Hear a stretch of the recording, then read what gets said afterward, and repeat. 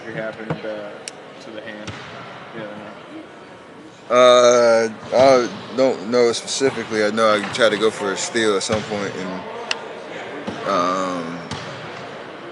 felt like I jammed it like you normally do in playing basketball, and it just blew up overnight. Crazy swelling, so just try to be precautious, knowing kind of where we are in the season and not let this linger for too long. So hopefully, healing process will continue as I go through the road trip. Assuming How's it feeling? assuming How's it improving over the last 24, 48 hours? Swelling's going down. It's still painful, but kind of have to deal with that as you go, especially with your hand. There's no real way to protect yourself really if you're out there playing, because you got to. The only thing you don't want to do is get it caught in a jersey or something, and it being in a weak state, have some more damage happen. So that was the concern for yesterday's game, but hopefully by tomorrow the swelling will be gone and I'll be able to deal with the pain and just play. assuming that you play tomorrow, you'll face Lonzo Balls for the first time. What have you thought of just him as a rookie, his development, obviously on the hoop ball, kind of around everything the first couple of months of his career? I mean, he's a rookie. He's going through the ups and downs like every rookie has, whether you're highly touted or not. It's all a learning experience and trying to find your way and be comfortable. So, yeah, it's basically my perception is he's working through that. And I've always said I know he's a great talent. I think he loves to play basketball, so he'll be able to fight through all that and have a great career. But I hope you didn't judge me off my first 20 games in the league either. It must be tough when guys keep telling him he needs to change his shot. I mean, that's pretty basic stuff. He's not the first person that the peanut gallery kind of wants to chime in and tell people how to play the game. So at the end of the day, he's made shots shooting like that before. I'm pretty sure you can figure it out what that means in the NBA game, but yeah. That's for him to decide.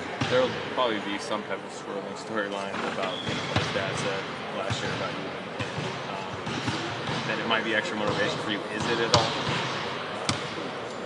No, more comic relief for me.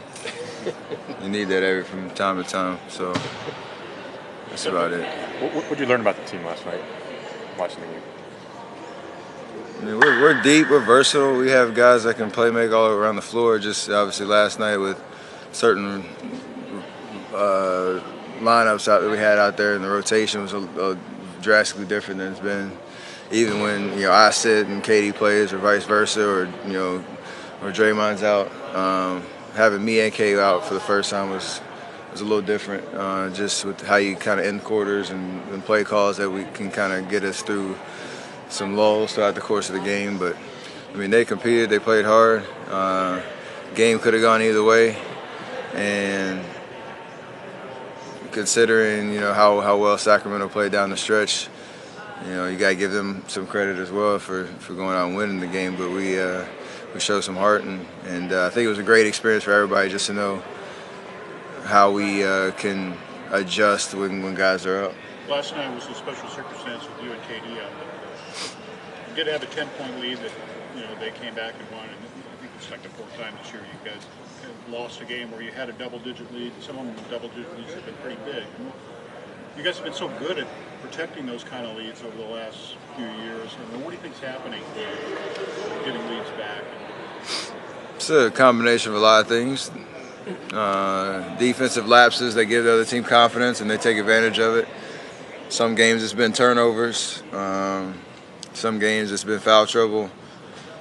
There's no one set reasoning, but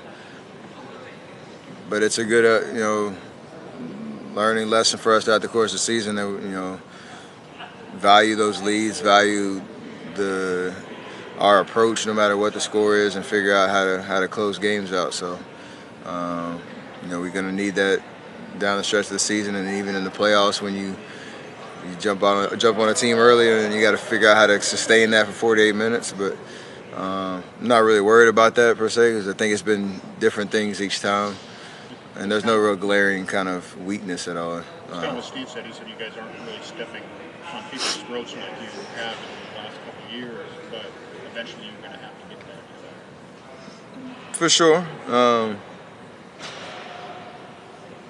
I mean, yeah, you want to be able to capitalize off of great performances, and you don't want to have to win the game twice in those kind of situations. You know, when you come out and you jump on a team, you got to try to make it as easy on yourself as possible. And the games you talked about, we haven't, but I'm sure we'll be in that situation plenty more times and be able to figure it out. What do you think McCaw's natural position is? He obviously played some point last night, which is not where he usually plays.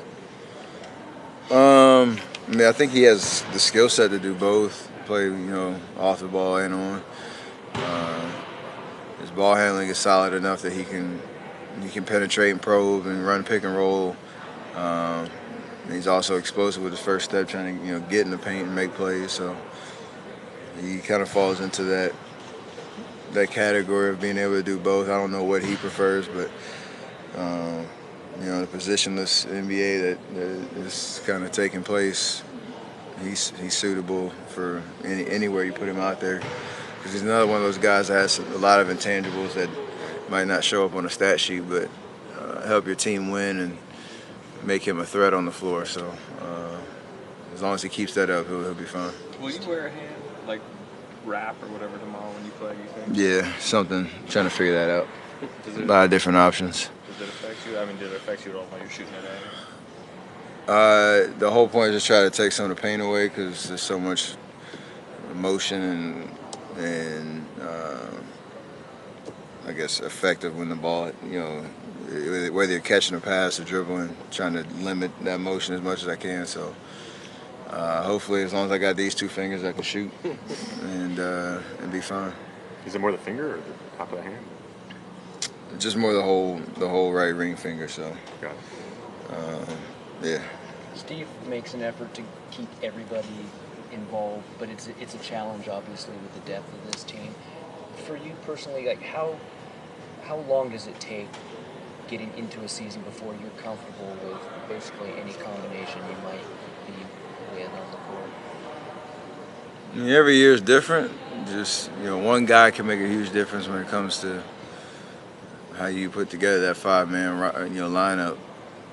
There is a lot of consistency for us, though, just having the same kind of playbook, the same style of play, the same core together. So that chemistry is always there. But throughout the course of the season, there are going to be nights like last night where we're at game 20-something, and you have the line that hadn't played together before, and you have to just figure it out on the fly. So that kind of just comes with the territory. But I feel like we're in pretty good shape where we are right now. Just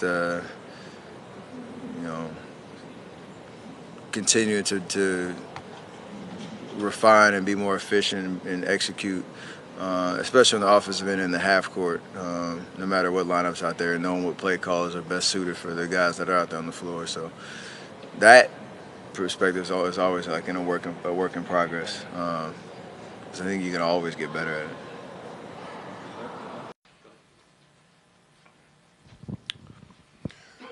Clay, in your mind, based on what you guys did tonight, do you think it went wrong on the defensive end more, the offensive end, or a little bit of both?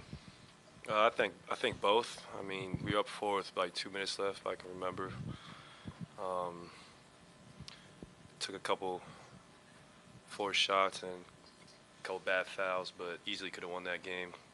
I mean, give the Kings credit, though. They played composed throughout the whole game and made big shots. What were the strategies on those offensive possessions late? Was it just, hey, clear out, you go to work, or was it just stagnant and you decided to take the shots? Honestly, can't really remember, my man. I'm not even joking.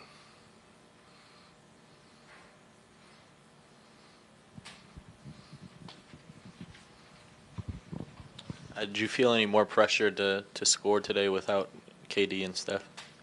No, because I know we have a equal opportunity offense, and if the shot's there, you take it. And that's not my game to put pressure on myself. I got to take the best shot available and hunt great shots. I took a couple bad ones tonight, but yeah, I'll learn from it. You guys usually turn games around on your defensive end. Was their offensive execution so good that that wasn't able to happen, or did you guys just have some lapses in your Yeah, run? we had lapses. They had good execution, but we had some lapses. Our energy wasn't there on the defensive end. You know, the whole 48 minutes, especially when a team shoots 53% from three. That's not us. We usually protect the three-point line very well, but we'll make the adjustment Wednesday, and we'll be better. You had the opportunity to start alongside Pat tonight. He ended up with a pretty balanced stat line. Mm-hmm. What did you think of his effort? Pat played tremendous. I mean, he gave us exactly what we needed, and happy he got the opportunity he did. He played great, and he's going to be a great player in this league.